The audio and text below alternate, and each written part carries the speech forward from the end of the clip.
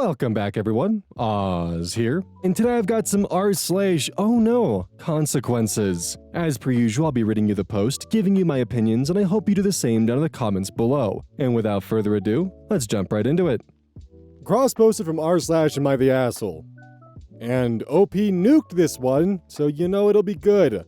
Am I the asshole for meeting my daughter-in-law and grandson against my son's wishes? Backstory. I, female 46, had my son, Justin, male 28, when I was 18. I did my best as a young single mother, but I now acknowledge that I had an unhealthy attachment to him. This came to a head when he got engaged and married to his late wife, Kat, 6 years ago. She was not the kindest, and her family dynamic was different. There was a power struggle that I, rightfully, lost, and my son went no contact with me after their wedding. A year later, Kat passed away after becoming ill and became medically neglected by her doctors. My son did not resume contact with me when this happened, and I learned all this secondhand through my son's absent father's sister, Jess, whom I am and have always been close to. I did reach out to him once, but was met with silence. I respected this and didn't contact him again. My son married Lily 1.5 years ago and recently welcomed a baby boy. My son doesn't know I know this since I'm blocked everywhere, and I only know because Jess follows his wife on social media. Justin and Lily live in City A. I live in City B, and her parents live in City C. City A is between City B and C. City C and B are a 5-hour and change flight from one another, and City A is a 2-hour flight from City C. I was recently on a girls' trip with Jess visiting some friends and sightseeing in City C. Didn't know her family lived there.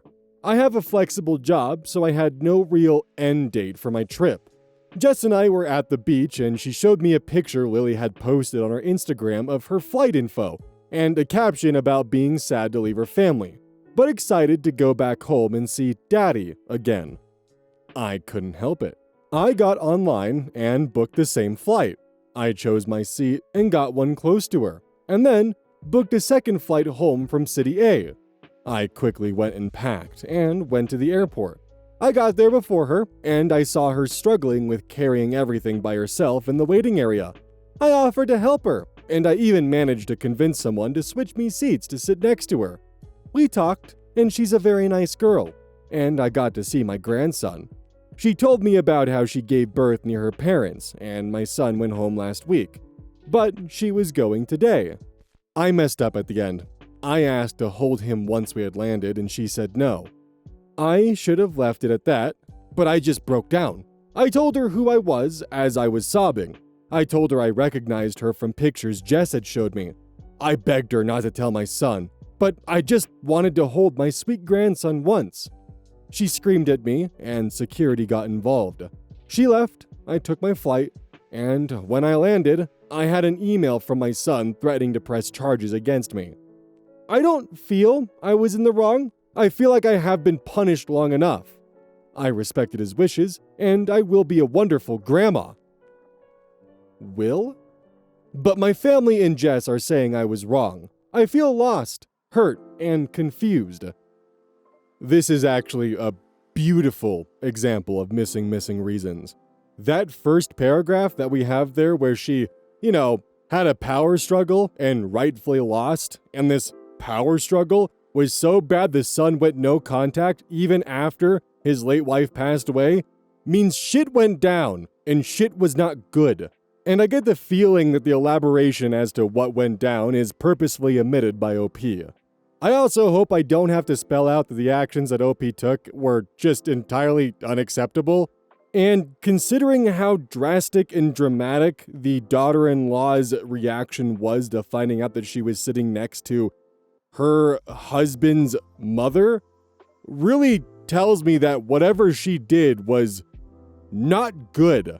Also, that little slip up at the end there is kind of scary with the, I will be a wonderful grandma. Lady, you aren't respecting his wishes. And what exactly are you being punished long enough for? Lots of questions, not a lot of answers. Only you admitting to being really creepy and stalking your daughter-in-law. Cross-posted from r/am I the asshole. Am I the asshole for only buying my daughter books that are close to her reading level? My daughter Rose, 9, is a very advanced reader. She's in 3rd grade, 8 to 9 years old, but reads at a 9th grade, 14 to 15-year-old level. Despite her advanced reading level, the only books she wants to read are the I Survived series and the A to Z mysteries. Both of these books are far below her reading level, so I told her it's fine if she wants to read them in school, but at home, she has to read things closer to her level. I've taken her to bookstores and we've looked through the young adult section, but she refuses to read any of the books. She says they're all boring and gross. She always asks to get books from the children's section, but I've said no because they're too easy for her. Rose has started sneaking books home from school, and when I started taking those away, she stopped reading in general. Now Rose has pulled away from me and her teacher is recommending that I let her read whatever she wants. Rose's dad, my ex, found out about this and tore into me for not letting Rose read books for kids her age, and offered to send her books, but that's not the problem. I don't have a problem with Rose reading, but if she's going to read, she should read something close to her level. Now everyone's mad at me, so I wanted to know if I was the asshole. So let me get this straight here. You have a child who's reading and not on screens, and they're actively wanting to read, and they enjoy it. And you took that from them and are making them resent reading. What is wrong with you? So I was going to make a joke about the I Survived series being, modern day warrior cats or something like this, but no! I Googled it! It's historical fiction of kids living through historical events, like Nazi Germany, the Hindenburg, the Titanic, the American Revolution, the Molasses Flood. There's a lot of them. They're all historical fictions. Your child is actively learning and fully engaged. And you're mad at her and try to take that away from her. She's reading books that are made for her, ones that she can relate to as a 9-year-old. I wonder why she might find books for 9th graders, 14 to 15-year-olds, a bit gross, probably because they're filled with icky romance. I don't have time for boys, mother. I'm learning about the Hindenburg's hydrogen mismanagement. Boys are icky and have cooties. Get them away from me. OP massively fumbled the ball, and they deserve everyone being mad at them. Cross-posted from r/am I the asshole. Boyfriend mad at me because he opened up relationship and got no dates. Am I the asshole for how I responded? Me and my boyfriend, both 37, have been dating for just over 3 years. Prior to this, I was single for 8 years. Overall, it's been a healthy relationship. We're both independent with our jobs, living situations, etc. I do love spending time with him. I don't really have any complaints. However, something that startled me was back about 6 months ago, him saying that he wanted to open the relationship up, meaning going on dates and sleeping with other women. I've never been in a dynamic like this, so I naturally had a lot of questions. He told me that I could also go on dates and sleep with other men. I honestly was a little skeptical at first, but after doing some research and having time to think, I agreed. He had told me that if at any point I wasn't comfortable, we could stop and close the relationship up again.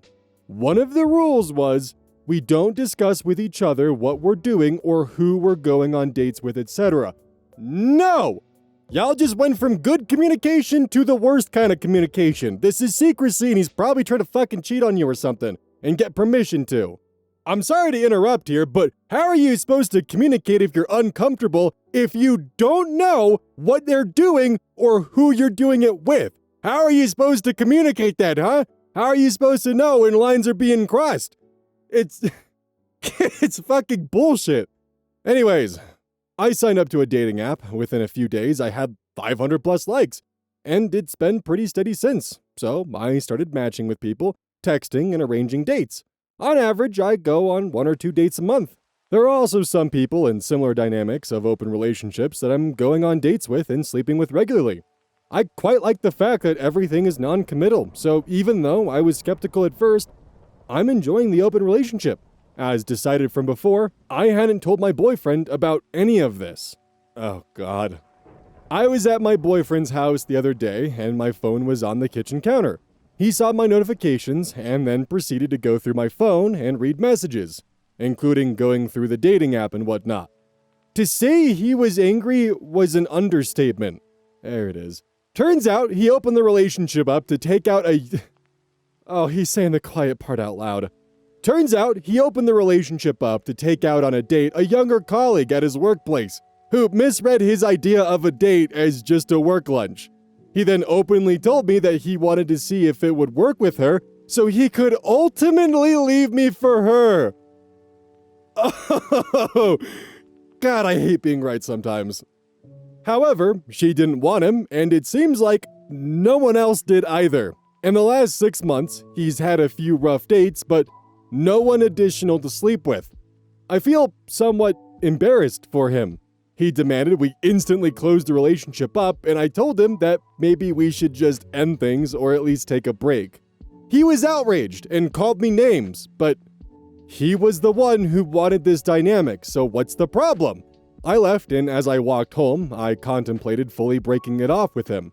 He's been blowing my phone up, and I'm not quite sure what to say. Am I the asshole?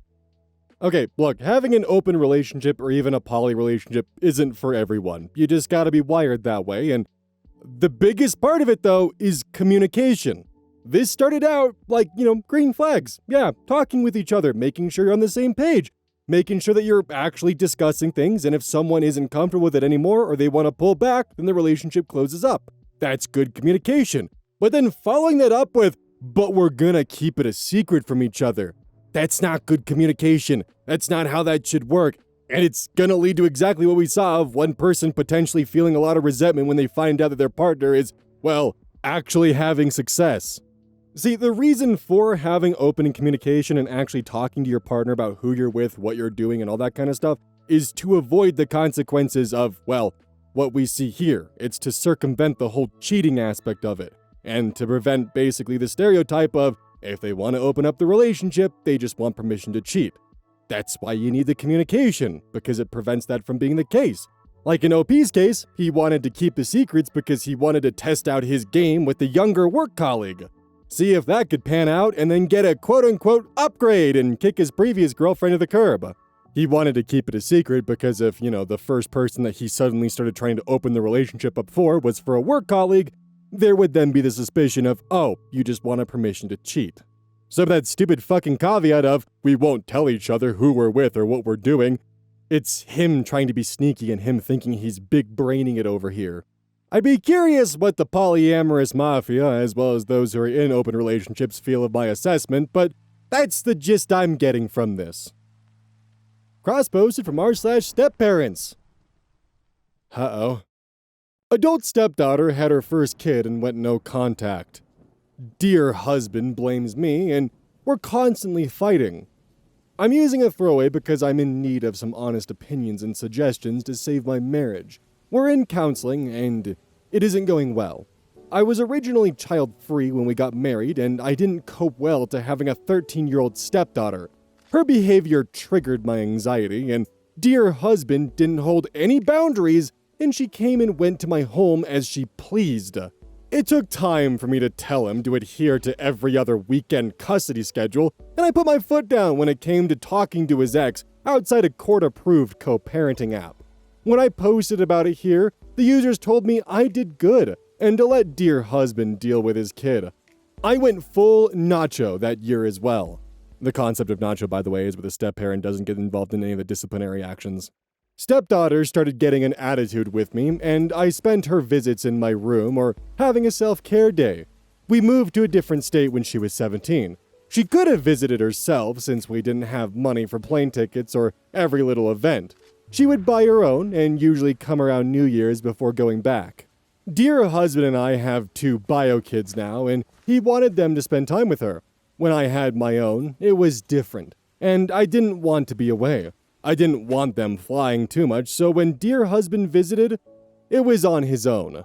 Dear husband spent a good amount of money for her college graduation, and I couldn't go because COVID protocol only allowed 2 guests. He was with, oh my god, why are there so many acronyms? BM, biological mother? Sure, yeah, that makes sense. He was with biological mother all day, and I found it disrespectful that they went to dinner at biological mother's family, all vaccinated, and played family. I told husband that would never happen again, and I told stepdaughter through text that it was rude. She blocked me and I decided I was done with her altogether. She got married last summer and invited me, but I stayed home. Husband and I let our kids come with her, and our daughter, 11, was flower girl. Stepdaughter found out she was pregnant last year, and husband was excited. She kept him in the loop and he was able to attend her gender reveal virtually. She had her kid in July, and husband planned to take our kids to see her after the holidays this year. Last week, she sent a Facebook message to husband and said she was going no contact. She said that after having her own kid, she lost all respect for him for putting his wife, me, above her. She said some hurtful things, but said she can see why he didn't want another failed marriage, so he prioritized me. She told him she hopes we end up lasting. Husband has been inconsolable and has called his ex-in-laws and tried calling his ex, but they blocked him. I'm afraid for his mental health, and he's starting fights. At therapy yesterday, he told the counselor that his biggest mistake was listening to me after I said he wasn't letting me talk during the session. We have 2 kids, and we're planning on another before all of this, on top of having recently purchased a home. He's spending most nights sleeping in the basement, and our kids are scared. I know I was jealous at the beginning, and I struggled when I imagined him having had a family with someone else. I'm hoping this is some form of PPD, and stepdaughter will open the lines of communication, but I'm being made into the bad guy. Because you are. It took me longer than I'd like to admit to actually comprehend what OP meant by the first 2 paragraphs of coming and going as she pleased and then adhering to every other weekend custody schedule. And the cherry on top being locking down all communication between the husband and his ex when it comes to the child to being exclusively behind the co-parenting app. Basically, previously, stepdaughter was coming and going as she pleased, visiting both parents equally, having a good time, in and out. Communication was open. Things were good. Stepmom didn't like that. Locked her down to every other weekend. Essentially going from as the stepdaughter pleases to twice every 14 days. You actively push and encourage your husband to isolate his young 13-year-old daughter, and this is the result. I'm not saying the husband is blameless, by the way. He is as culpable as you are. The main difference being, though, is that you are the catalyst, and you're also the one posting on Reddit complaining that you're being made into the bad guy for your past actions. Also, I just want to blatantly point out one of the lies that you stated of how you understood that you were jealous in the beginning. What would you consider to be the beginning in your eyes? First 2 years? 3 years? 5 years? The first decade? Maybe the first 12 years? Because what was the cause for you not going to her wedding? The wedding which chronologically you laid out as being after her graduation? Her college graduation, mind you. Her college graduation additionally, that you were upset over the fact that they celebrated it with both of her biological parents and made a big fuss over that. So, for someone who says that you were jealous in the beginning, your definition of the beginning is in stark contrast to what I would consider to be the beginning. Because either you're lying about the jealousy aspect of it only being in the beginning, or you're telling the truth and hiding your jealousy behind what eventually evolved into malice. Take your pick. Are you a liar, or are you malicious to your husband's former family? Cross-posted from r/am I the asshole. Am I the asshole for blowing up at my pregnant wife and putting my foot down after her blow-up? Created the account because my wife has Reddit, but thinking I don't care, she can find it. But the account is already created. We're renting a 2-bedroom house from an older man. We'll call him G for this. I don't know how to really describe G, but older retired military is the closest. This man has been nothing but kind to us, far more than either one of our parents have been. We live in California and the average rent in our area is around $2,600 for a 2-bedroom. At first, we were a bit skeptical because the house was advertised, but G wanted to meet the tenants personally before anything else. The listing stated $2,500, but was also stated negotiable. We met with G, and I don't know if he liked us or felt sorry because we told him our story, but he offered us the place for $1,600. Any problems we have ever had throughout the 6 years me and my wife have lived in the house was fixed within 48 hours. G is the landlord everyone wishes they had. He isn't money hungry, and if rent is a bit late, he understands, as long as you keep him informed. We haven't had an issue with him in 6 years. I have asked him why he's renting the house out to us so cheap, and his story broke my heart. He bought the house for his daughter a couple of years before we moved in, but unfortunately, she and her fiance died in a car crash, and he couldn't find the heart to sell it. But also, doesn't just want it to stay empty. During COVID, when my wife lost her job and I had to take a pay cut, I called him and told him about the situation. I asked if it was possible for us to perhaps pay a couple $100 less in rent, and then I'll pay everything back once COVID stopped.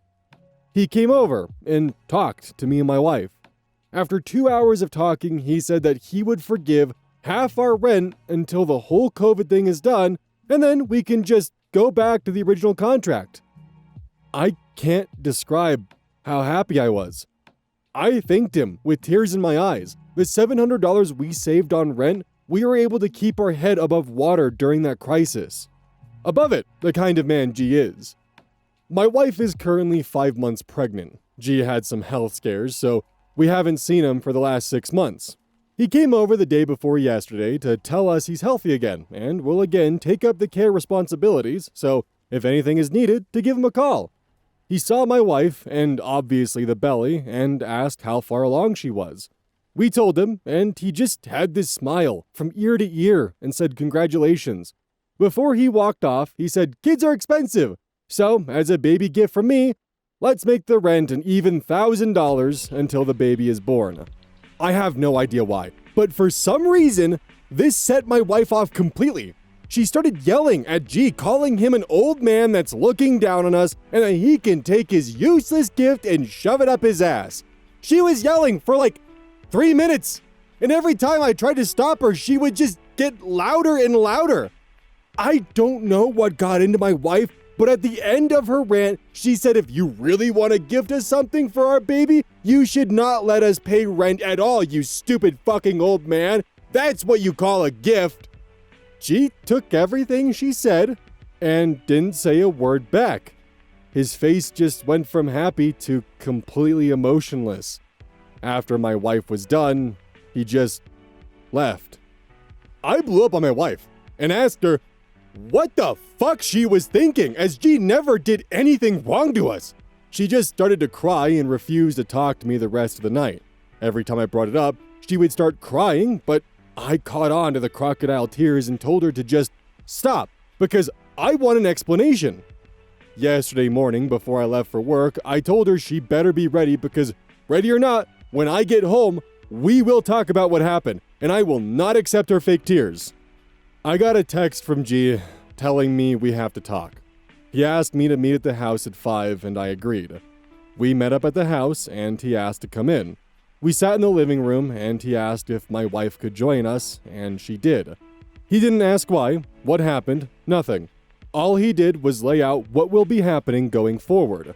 He said the gift will no longer be happening, and he will expect the full rent at the end of the month, no excuses.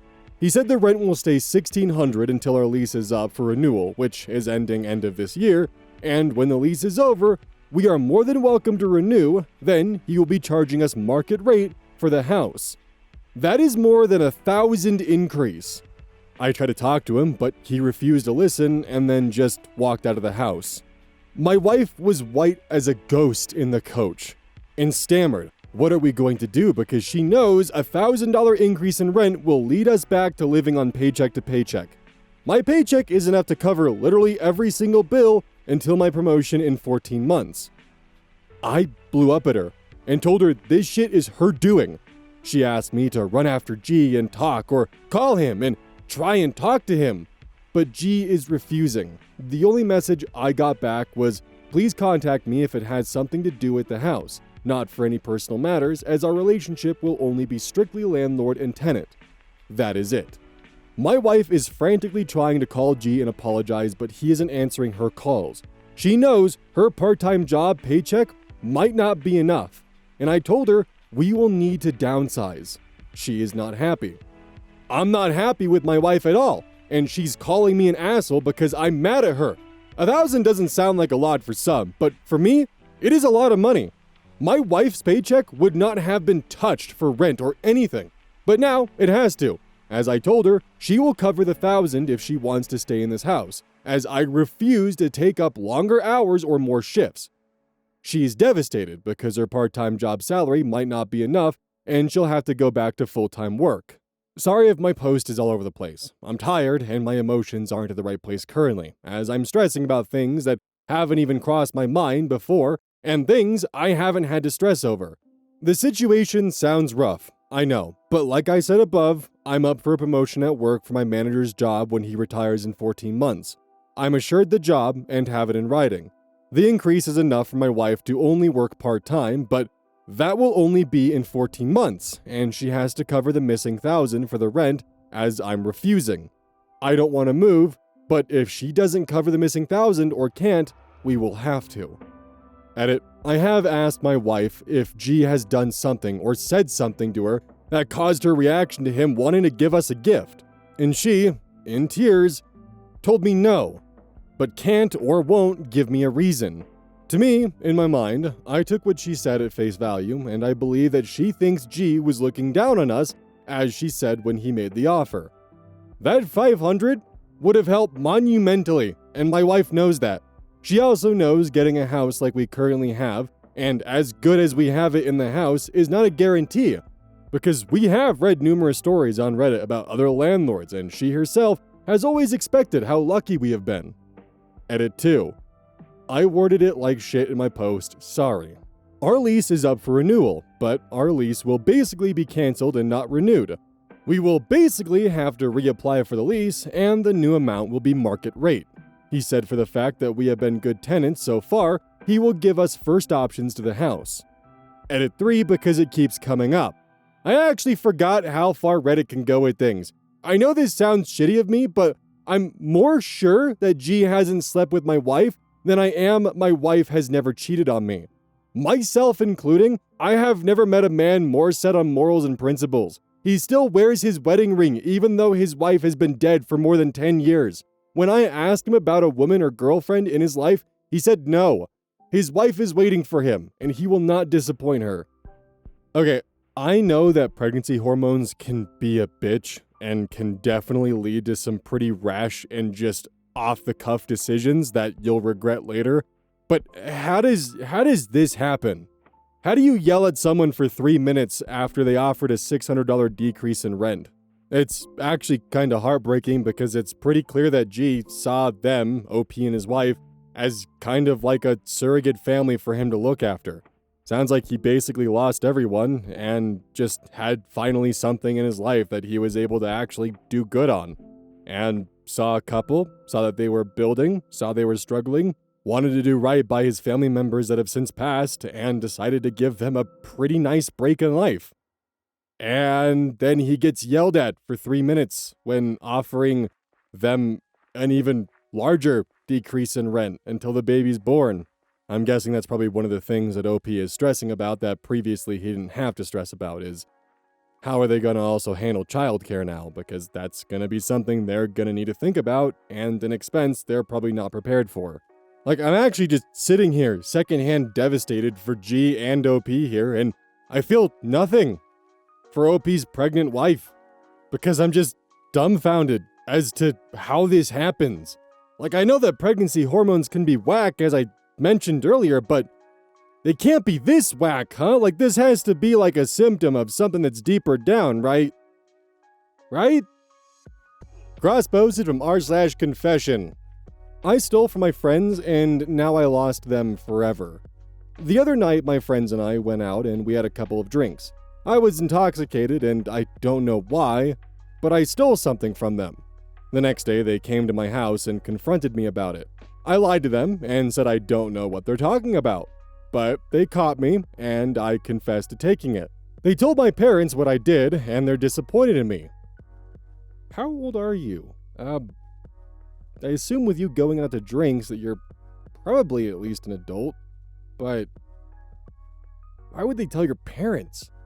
I apologized to them and told them I'll never do something like this ever again, but I don't think they forgive me, nor do I deserve it in their friendship. They were good people and good friends to me, and I ruined it and threw it all away. Now I lost all my friends, broke their trust. What I did was wrong. I was not in the right state of mind, and I don't even know why I did it. This is something I'm going to have to live with and try to be better so I don't make the same mistakes again. Buddy, why did you lie about it? You could have just said, yeah, I don't know why I did this. I was drunk and being stupid. Here you go, and boom! Problem solved. Yeah, they're gonna look at you a little bit differently, but it's better than lying and trying to gaslight them. Also, this definitely begs the question of, what did you steal in the first place? It couldn't have been something minute or small for it to have this much lasting damage and for them to tell your parents for some reason. So I could only assume that it was something worth stealing. Which again, if you actually didn't mean to steal it, you literally just could have taken the thing of, yeah, I don't know why I took this. I was drunk, wasn't in the right mind space. Here you go. That was really fucking dumb of me. Although real quick, because now I'm just wondering if maybe my optimism is getting the best of me. If you went out for drinks with a friend, and they took something of yours from you, and you went to confront them about it, and they responded with, oh shit, I'm so sorry, I did not mean to take that, would you accept that apology and be understanding?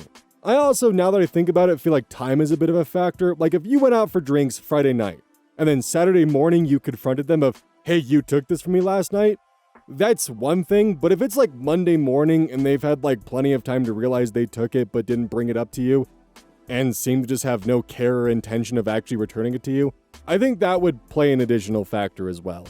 And it's because of that that I'm really left thinking that you stole it, fully intended to keep it, and only give it back because you got caught. Hey, welcome to the outro. Don't forget this whole thing is basically brought to you by GamerSupps. If you like caffeine, then I can't recommend GamerSupps enough. Use code OZ at checkout to support the channel. And I do actually use this product. It's replaced all other sources of caffeine for me because I feel good. It doesn't have any of that extra stuff that a pre-workout blend might have. It's with a couple of the extra things to make it so you don't crash as hard. It's good. I like it. Personally, if you really want a good flavor, try the Soda Pressing Pear or even the Dragon Fruit Punch. Those two are my personal favorites right now.